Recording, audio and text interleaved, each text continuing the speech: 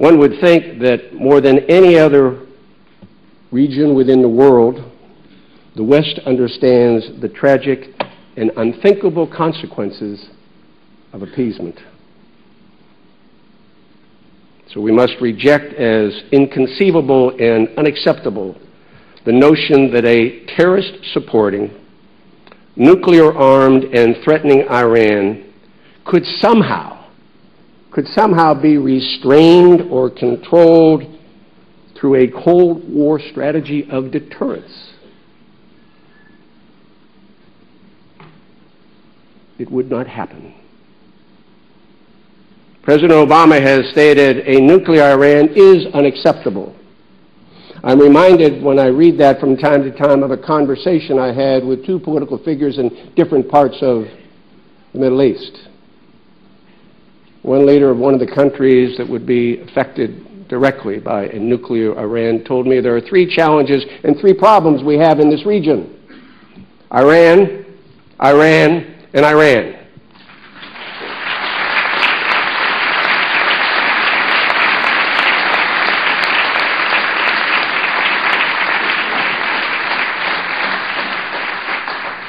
And I remember having the privilege of having an extraordinary discussion with a woman, a leader of her country, who reminded me that in our part of the world, it is better that we respect the President of the United States than like him. One must think about that for a moment. And after 30 years of pandering, the recent two-day meeting with Iran, with Western powers, is a timely reminder of how ineffective the strategy of engagement has been. The parties, with much fanfare, agreed. They reached consensus, ladies and gentlemen. They agreed to meet again in January. And at the same time, Iran made it very clear that as they meet again, as they did in December, their nuclear ambitions are not part of the conversation. They are masters of deception and delay. And while the West waits for the next part of the conversation,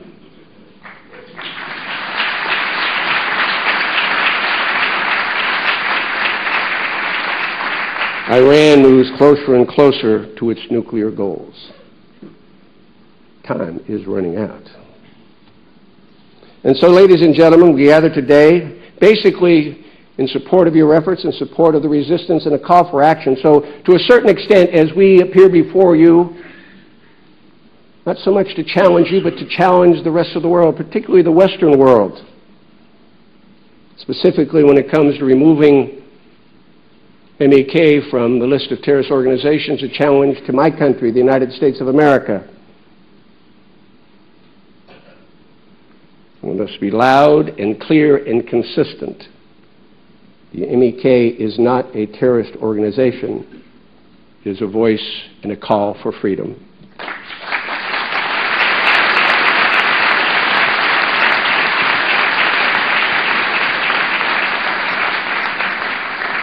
So no matter how ruthless and violent the despotic, repressive regime in Tehran may be, it will never sear from the hearts and minds of the loyal democratic opposition and resistance personified by the MEK, led by the MEK, that very notion, the goal, the aspiration, the dream to live in a free, a tolerant, a democratic Iran.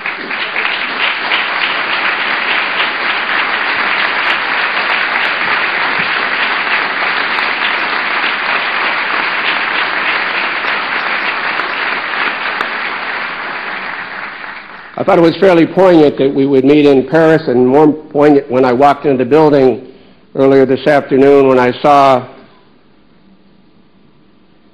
in the stone, carved in the stone in my entranceway, the cry of the French Revolution: liberty, equality, fraternity.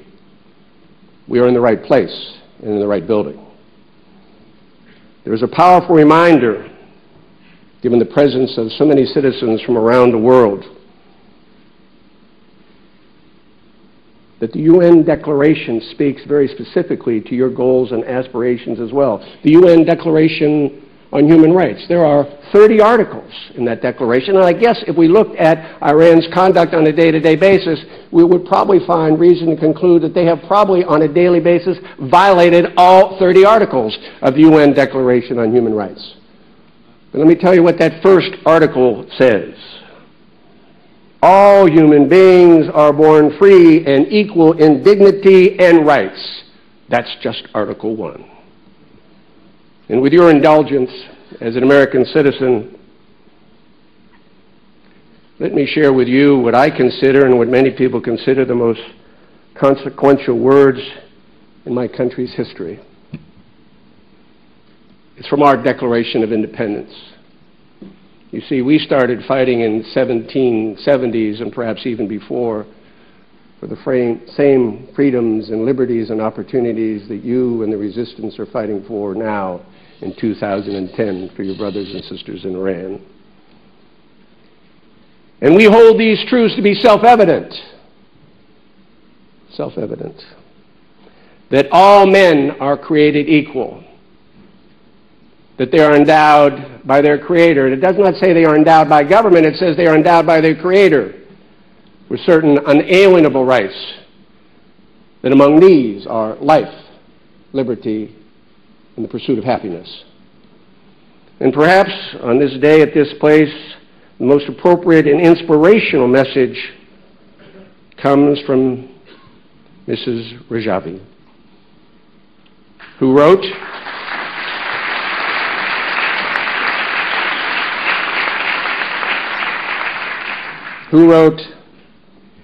"Freedom is the most precious of all jewels.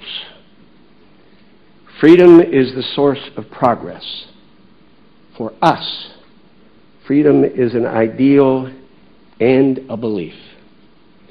And to that end, ladies and gentlemen, the United States must follow the lead of the United Kingdom and the European Union and lift the designation of MEK as a foreign terrorist organization. Now, permit me a few final thoughts. Government of Iraq.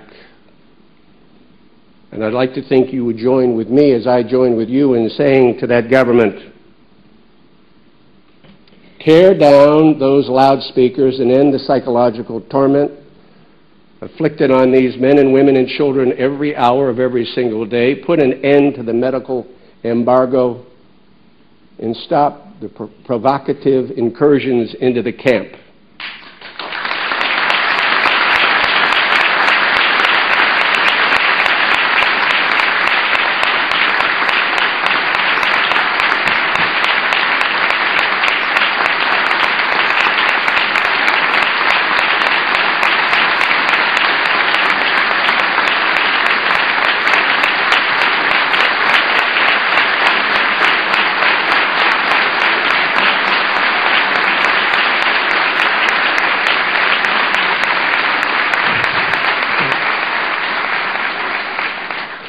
I've read some of the communications among our generals as the Iraqi security forces agreed to take over the security and protection of the camp.